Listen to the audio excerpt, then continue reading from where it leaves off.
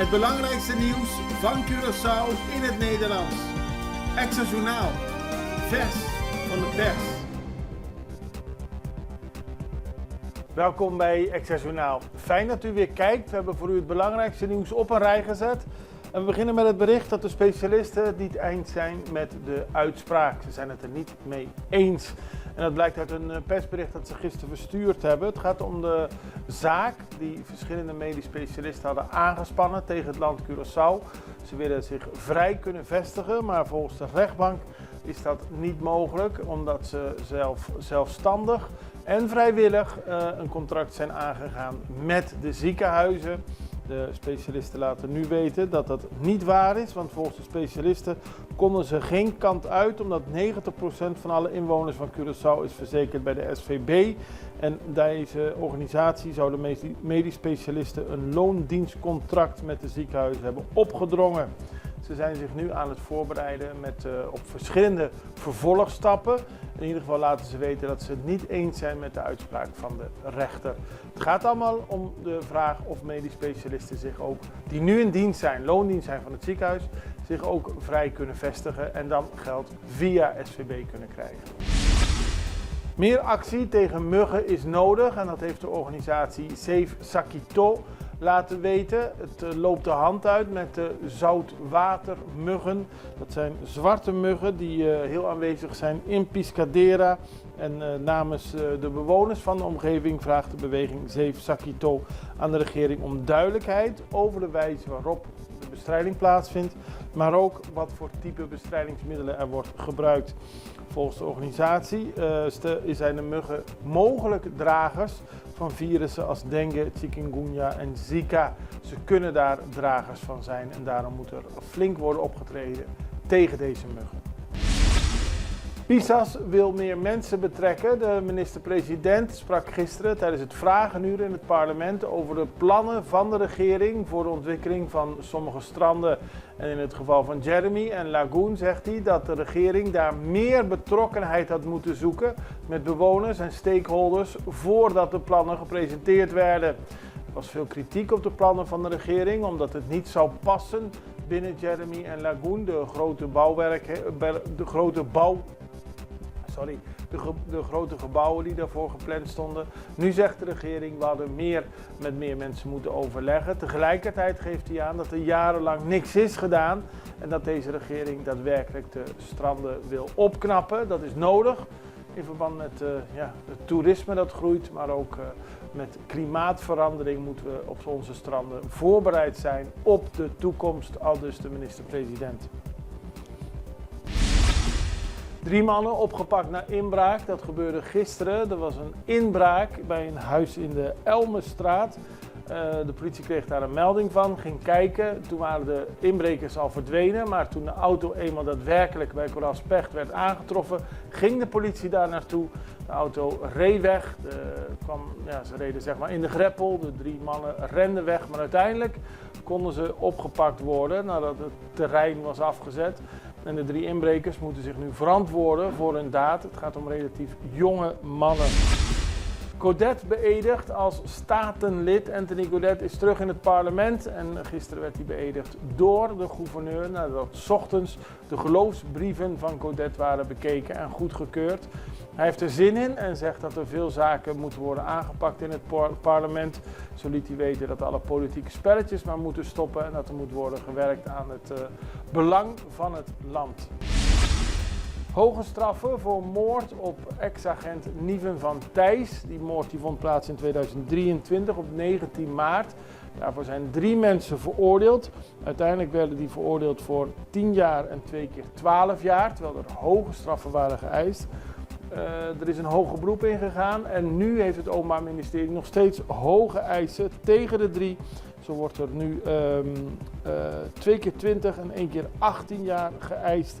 En volgens het Openbaar Ministerie hebben wellicht de 3 betrokkenen niet de intentie gehad om Niven van Thijs op die avond te vermoorden. Ze hebben het wel gedaan. Volgens de betrokkenen zelf wilden ze problemen uitpraten, maar bewakingsbeelden zeggen genoeg. Al dus het Openbaar Ministerie die hoge straffen wil voor de 3 personen die nu daadwerkelijk ook al vastzitten. en in eerste aanleg zijn veroordeeld tot 1 keer 10 en 2 keer 12 jaar. Nieuwe onderzoekers voor het CBS, dat is positief nieuws voor het Centraal Bureau voor de Statistiek. Minister Charlton Hato van Bestuur, Planning en Dienstverlening die kondigde gisteren aan dat er 5 strategische onderzoekers worden aangenomen bij het CBS. En hiermee wordt niet alleen de capaciteit van de organisatie versterkt, maar ook een stap gezet naar nog betrouwbaarder onderzoek. Aldus de minister werd al lange tijd gewacht op nieuwe onderzoekers en die zijn nu gekomen. Extra in Nederland. Van Amsterdam tot Arnhem, van Groningen tot Maastricht, Extra is erbij. Volg Extra Digitaal en blijf op de hoogte van de belangrijkste ontwikkelingen in Nederland. Extra Digitaal is te zien op verschillende platforms en kanalen zoals WhatsApp, YouTube, Facebook, Instagram en ook TikTok. Wilt u ons op de hoogte brengen van een evenement of iets doorgeven? Neem contact op via WhatsApp, e-mail, Facebook of bel gewoon 06 1364 2945. Volg of abonneer je op Extra Digitaal. Klik aan en volg ons.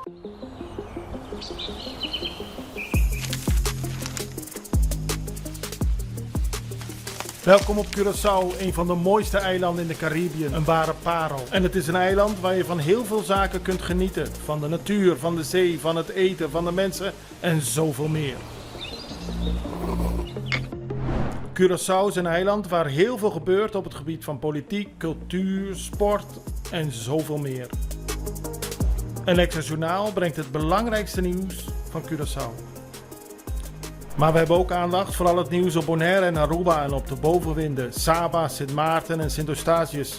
En we belichten al het nieuws van alle kanten. Het nieuws is duidelijk, actueel en vers van de pers.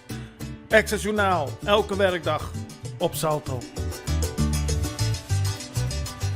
Op Curaçao zijn we de hele dag bezig met het maken van Extra Journaal.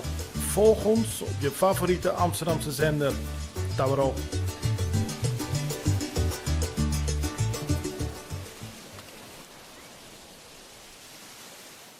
We beginnen op Sint Maarten, want het College Financieel Toezicht is daar op bezoek geweest en heeft een persbericht naar buiten gebracht. Het College Financieel Toezicht zegt dat Sint Maarten zich moet inzetten op de verhoging van de inkomsten. Daarbij gaat het onder meer om het belastingstelsel, dat is verouderd. En er zijn problemen in de uitvoering bij de Belastingdienst, zo zegt het CFT. Hierdoor blijven de belastinginkomsten achter ten opzichte van de andere landen in het Koninkrijk en loopt Sint Maarten substantiële inkomsten mis. Daarom heeft het onvoldoende eigen middelen voor belangrijke investeringen en het CFT benadrukt daarom dat Sint Maarten de belastingstelsel en de Belastingdienst moet moderniseren. Er is een hervormingstraject onlangs ingestart, maar volgens het CFT kan daar nog wel wat meer vaart achter. Dan gaan we naar Caribisch Nederland, want de Tweede Kamer heeft daar bepaald dat jongeren op Caribisch Nederland van 16 en 17 jaar niet 's nachts mogen werken.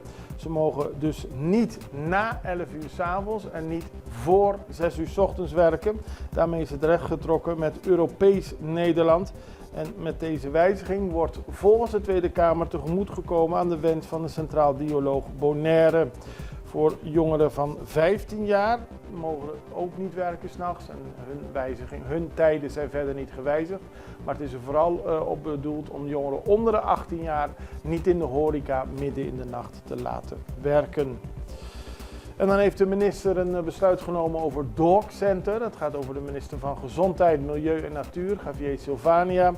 Die heeft bepaald dat de vergunning voor het Dog Center in de omgeving van Rio Magdalena niet wordt toegestaan. En dat het Dog Center 6 maanden de tijd heeft om te vertrekken. Daarbij helpt de regering wel met een tot een maximum gestelde vergoeding voor de verhuiskosten. Maar de buurtbewoners hadden geklaagd, er zijn testen gedaan en daaruit kwam inderdaad naar voren dat de hondenopvang voor meer overlast zorgt dan is toegestaan.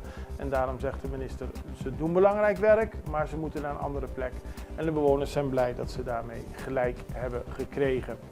En dan gaan we nog naar Colombia, want daar zijn 5 soldaten gedood en de eerste reacties erop zijn in de afgelopen uren binnengekomen.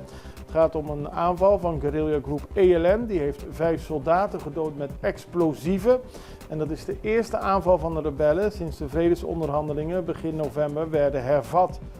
De slachtoffers zijn volgens de minister van Defensie 5 soldaten en er zijn nog verschillende gevonden van wie we hopen dat ze tenminste zullen overleven. Het leger verklaarde in een persbericht dat de soldaten een landelijke zone bewaakten waar ex-leiders van de FARC-guerrilla-groep wonen. Deze voormalige strijders hadden hun wapens neergelegd na het vredesakkoord van 2016, maar dat geldt niet voor de ELN en die hebben nu een dodelijke aanslag gepleegd.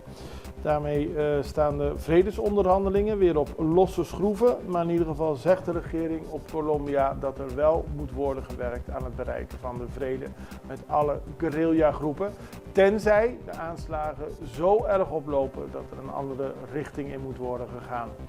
Daarmee zijn we aan het einde gekomen van deze aflevering van Extra Journaal. We zijn er binnenkort weer en ik hoop u ook. Het allerbeste, tot ziens, dag.